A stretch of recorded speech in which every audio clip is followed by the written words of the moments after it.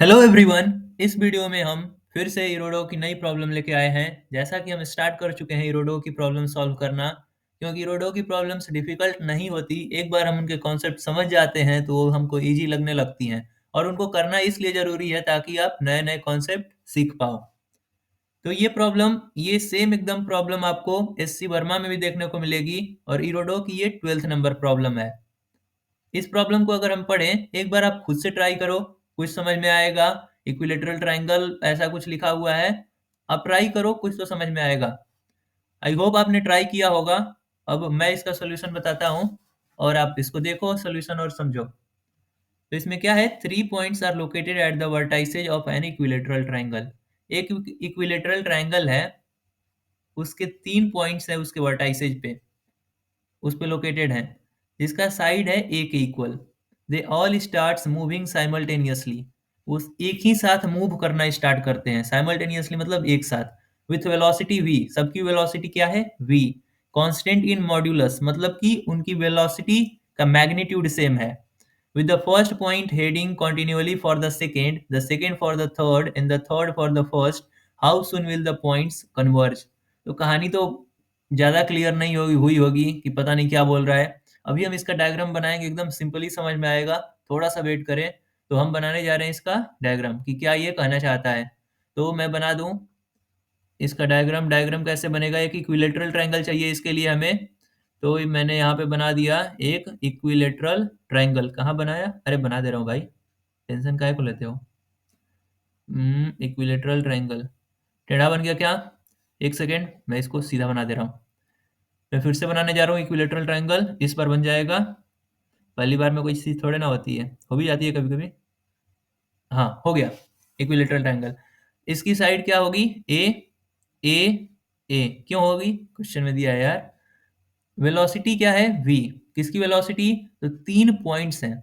एक पॉइंट यहाँ पे होगा, दूसरा पॉइंट यहाँ पे होगा। कलर चेंज कर लूँ, दूसरा पॉइंट यहाँ पे होगा, और तीसरा पॉइंट कहाँ पे होगा, यहाँ पे तो होगा नहीं, यहाँ पे होगा। क्वेश्चन में भी यही बोला है, 3 vertices with the first point heading continuously for the second. बस इतना बात पढ़ो। First point heading continuously for the second, यानी कि जो ये फर्स्ट पॉइंट है इसको ए बोल दूं, कुछ नाम तो रखना पड़ेगा ना, कैसे पहचानूंगा फर्स्ट वाला। इसको बोल दूं बी, इसको बोल दूं सी। तो जो फर्स्ट पॉइंट है वो हमेशा बी के तरफ हेड किया हुआ है अपना, मतलब सिर इधर घुमाए हुए है। ऐसे इसको बना दूं अगर, तो इसका सिर, सिर नहीं है मतलब इस डायरेक्शन है इसका, और बी जो है वो सी के तरफ हमेशा अपना मुंह किए हुए है, और सी किधर, ए के तरफ। ये तो क्वेश्चन में बोल रहा है। ये क्वेश्चन बहुत ब्यूटीफुल है, बस ध्यान से आप इसको समझो। The second for the third and the third for the first. मतलब ए पॉइंट बी को देखे जा रहा है, बी पॉइंट सी को देखे जा रहा है, सी पॉइंट ए को देखे जा रहा है। देख रहे हो इनकी दोस्ती, हमेशा बी सी की तरफ भाग रहा है, सी ए की तरफ भाग रहा है, ए बी की तरफ भाग रहा है। तो बोला है कि ये पॉइंट्स कब कन्वर्ज करेंगे, कन्वर्ज मतलब कब मिलेंगे तीनों पॉइंट्स। ये कौन सी बात हुई भाई, हमको तो लग ही नहीं रहा है कि ये पॉइंट मिलेंगे। ए इधर कहीं निकल के भाग जाएगा, तब तक बी आगे आ चुका होगा, और सी इधर कहीं निकलेगा, तब तक ए आगे आ जाएगा। मेरे को तो नहीं लग रहा है कि मिलेंगे। अब खुद सोचो, देखो बी इधर निकल जाएगा, सी इधर निकल जाएगा, तो कुछ गलत दिया है क्या क्वेश्चन में, नहीं, ये मिलेंगे। देखो कैसे मिलेंगे, बस थोड़ा ध्यान से समझोगे तो समझ में आ जाएगा, और इतना ही समझना है। ये बात समझ में आ गई तो क्वेश्चन तो एकदम 2 लाइन में हो जाएगा। 2 लाइन या एक ही लाइन में हो जाएगा, 2 लाइन तो ज्यादा मैंने बोल दिया। तो देखो ये कैसे मिलेंगे। ये पॉइंट जो है ये कुछ आगे बढ़ा, कुछ समय बाद, कुछ टाइम के बाद, 2 सेकेंड 3 सेकेंड जितने देर बाद, तो ये भी बी भी तो आगे बढ़ेगा थोड़ा सा, क्योंकि बी हमेशा सी की तरफ जाना चाह रहा है, यही बात मेन है इसमें। और सी हमेशा ए की तरफ जाना चाह रहा है, तो सी भी थोड़ा ए की तरफ गया होगा। अब देखो कुछ समय बाद जब तीनों का पोजीशन, एक का पोजीशन ये, एक का पोजीशन ये, एक का पोजीशन ये बन गया, अब क्या होगा। अब बी फिर से बोलेगा मेरे को तो सी की तरफ जाना है, इधर थोड़े ना जाएगा, क्योंकि सी अब यहाँ पे आ चुका है, ए अब यहाँ पे आ चुका है, बी अब यहाँ आ चुका है। तो बी अभी भी बोलेगा मेरे को किधर जाना है, तो सी की तरफ जाना है। तो लो भाई जा सी की तरफ, चला गया। सी बोलेगा अभी भी मेरे को बी के ए की तरफ जाना है, क्योंकि सी ए की तरफ जा रहा था। तो ले भाई तू भी जा ए की तरफ। टेढ़ा बन गया क्या, रुक जाओ, इसको सीधा करते हैं। टेढ़ा होगा मेरे सामने, सी जाएगा ए की तरफ। अच्छा, ए क्या बोलेगा, मेरे को तो बी की तरफ जाना है। देखो यहाँ पे पढ़ लो, first point heading continuously for the second, मतलब ए बी की तरफ जाना चाह रहा है, ए बी का पीछा कर रहा है बेसिकली। तो इसको मैंने मिला दिया बी के लिए। अबे सीधा कहीं नहीं बनता यार। अब ये बन गया। अब फिर से देखोगे तो ये वही ट्रायंगल सा नहीं बन गया जो शुरुआत में दिख रहा था, जैसे वर्टाइसेज पे थे। अब फिर क्या होगा, फिर बी आगे बढ़ेगा और यही कहानी चलती रहेगी। बी आगे बढ़ा, सी थोड़ा सा आगे बढ़ा, ए थोड़ा सा आगे बढ़ा, और यही कहानी चलेगी। फिर से एक ट्रायंगल बनेगा। बोर तो नहीं हो रहे हो ना? और फिर से ये इसके यहाँ पे आ जाएगा। अरे यार बन जा, इसको मैं मिटा रहा हूँ, इस पर बन जाएगा। का ये क्या मिट गया बे? इस पर बनेगा तो ये वाला ऐसे बन जाएगा। ये बन ही नहीं रहा है थोड़ा सा इस बार। अरे यार, ऐसे ही क्वेश्चन नहीं हो रहा होगा तो दिमाग तुम्हारा भी खराब होता होगा। तो मैं इस बार मिटा दूंगा। इस बार मिट गया। इस बार बन जाएगा। थोड़ा सा देखो, और बोर हो रहे हो तो थोड़ा भगा देना यहाँ पे। ये ऐसे बन गया। अच्छा, फिर से बना दिया। और यही कहानी फिर से नहीं चलेगी। ये बी वाला फिर से इसके तरफ जाएगा, ये इसके तरफ जाएगा, तो इसके अंदर एक और छोटा सा ट्रायंगल बनेगा। ऐसे, ऐसे, ये मतलब थोड़ा आगे गया होगा, ये भी अपने लाइन के समान इसके ए वाले को पकड़ने के लिए आगे गया होगा, और ये ए वाला बी वाले को पकड़ने के लिए आगे जाएगा, क्योंकि सबका पोजीशन चेंज हो रहा है और बार बार सेम ही ट्रायंगल बन रहा है, ये देखने को मिल रहा है आपको। तो एक कॉमन चीज तो समझ में आ गई होगी कि ट्रायंगल हमेशा इक्विलेटरल बनेगा, ये कहीं भी चले जाए, पूरा घूम ले। और ये ऐसे बन गया। ऐसे ही बनते बनते बनते बनते ये लास्ट में जाके बीच में मिल जाएंगे। ठीक है, तो ये पॉइंट्स कन्वर्ज तो करने वाले हैं, इतना समझ में आ गया। अब भाई कब कन्वर्ज करेंगे, ये तो सवाल पूछा है कि how soon will the points converge, कितना जल्दी पॉइंट्स कन्वर्ज करेंगे, टाइम बता दो मेरे को।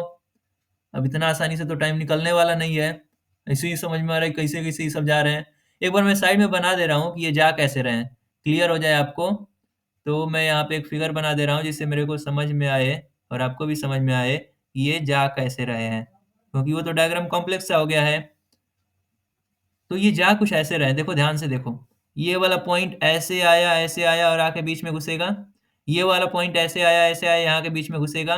ये वाला पॉइंट इस तरह जा रहा है, इस तरह जा रहा है, जा रहा है, जा रहा है, यहाँ पे जाके अंदर चला जाएगा। तो मैं इसी चीज को बना दूं यहाँ पे, तो ये वाला पॉइंट ऐसे आया था बीच में, ये वाला पॉइंट इधर से घूम के जाएगा बीच में, और ये वाला पॉइंट इधर से ऐसे जाते हुए जाएगा बीच में।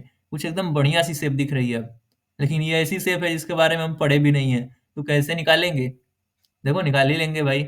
ए, ए, ए, मैंने बोला था ना 2 लाइन में सॉल्यूशन आएगा, तो थोड़ा सा इंतजार करो, क्योंकि प्रॉब्लम अब हम समझ चुके हैं। तो ये वाला इधर आ रहा था, ए वाला, ध्यान से देखे तो। और एक बात आपको मालूम होगी, इक्विलेटरल ट्रायंगल में ये कितने डिग्री का होता है, कोई भी एंगल 60 डिग्री का। इसका यूज पड़ेगा क्या? पड़ेगा, तभी तो बता रहा हूँ। और ये बी वाला इधर जा रहा था, और ए इसका नाम था ना, ए इसका नाम था। ठीक है, अब मैं आपसे एक बात पूछूं कि सिर्फ ए और बी को आप देखो, ए और बी को देखो, क्या कभी ये मिल सकते हैं अगर ये वाला इसी लाइन पे आते रहे? हम एक बात मान रहे हैं कि ये इसी लाइन पे आ रहा है, ये इसी लाइन पे आ रहा है, क्योंकि बार बार ये ट्रायंगल ही तो बना रहे हैं। देखो ध्यान से, एक ट्रायंगल, दो ट्रायंगल, ऐसे इनफाइनाइट ट्रायंगल्स बन जाएंगे, बहुत ज्यादा ट्रायंगल्स बनेंगे, मेरे कहने का मतलब है। और ऐसे चलते रहेगा तो क्या ये मिलेगा ए वाला बी से? मेरे को तो नहीं लग रहा है, क्योंकि ये ऐसे निकलेगा, ये ऐसे निकलेगा। अगर पूरे मोशन को देखें कि ये इधर जा रहा है, फिर जा रहा है, फिर जा रहा है, तब तो ये मिलने वाले हैं। और इस तरह देखें तो समझ में नहीं आ रहा कैसे मिले, और इस कहानी से समझ में आ रहा है कि ये मिलेंगे। तो बी की ये वाली वेलोसिटी तो इसको नहीं मिलाएगी, इतना समझ में आ रहा है। बी अगर इधर जा रहा होता तो इसे मिल जाता।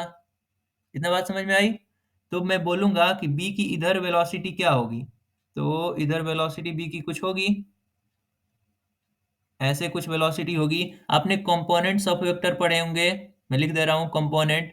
वैसे आप पढ़ लिए होंगे तो अच्छी बात है, नहीं पढ़े होंगे तो कोई बात नहीं, समझ में आ ही जाएगा।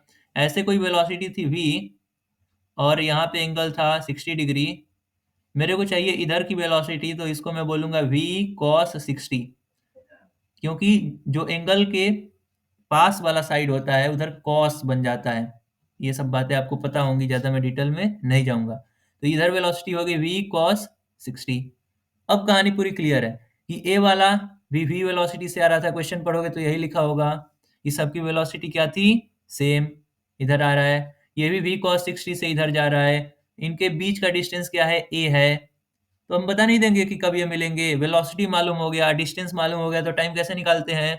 वही पुराना वाला फॉर्मूला टाइम का, टाइम इक्वल टू होता है डिस्टेंस बाई वेलोसिटी इसकी। तो डिस्टेंस इसमें क्या है? a बाई वेलोसिटी क्या होगी? v cos 60 प्लस इधर आने की वेलोसिटी v। अच्छा, इसको जोड़ क्यों रहे हैं? तो रिलेटिव वेलोसिटी की वजह से, क्योंकि जब दोनों चीजें एक तरफ आएंगी तो इनकी वेलोसिटी दोनों का एडिशन हो जाएगी। आपने कभी बाइक चलाते हुए या किसी बाइक पे बैठ के जाते हुए सामने से आती हुई बाइक को देखा होगा, आपको लगता है कि वो बाइक बहुत तेज आई, मतलब दोनों की वेलोसिटी ऐड हो जाती है जब कोई चीज सामने से आती है तो ये इसका नेट वेलोसिटी बनेगा, इसीलिए मैंने दोनों की सम से डिवाइड किया है। ठीक है, इतना बात तो समझ में आया होगा।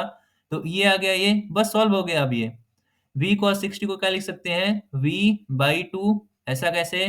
तो ये तो आपको पता होगा, cos 60 क्या होता है? cos 60 1/2। तो इसलिए मैंने 60 हटा के cos 60 हटा के यहाँ पे 1/2 लिखा है, तो ये आ गया v/2 प्लस v। अच्छा, अब एलसीएम लेना तो आपको आता होगा, इतना सारे सारे बातें बोल रहा हूँ कि आपको आता होगा, आता होगा। फिर ये ऐसे कर देंगे 2v प्लस v, यानी 3v/2, और ऊपर क्या बचा? a। अब ये नीचे वाला जंप मार के ऊपर चला जाएगा, बड़ा खतरनाक जंप मारेगा, देख लेना। 2 खटाक से जंप मारा और गया ऊपर, और नीचे क्या आ गया? 3v। बस सॉल्व हो गया, यही है टाइम। इस टाइम के बाद ये पार्टिकल्स कन्वर्ज करने वाले हैं, और यही हो गया आपका आंसर। और ये ही सेम सवाल आपको एससी वर्मा में भी देखने को मिलेगा, जिसमें शायद साइड को डी बोला गया है, इसमें ए बोल दिया गया है। अच्छा, आप सोच रहे होगे कि क्या कोई और तरीका है? मैंने तो किसी दूसरे तरीका से सॉल्व कर दिया था, तुमसे अच्छा सॉल्व किया था।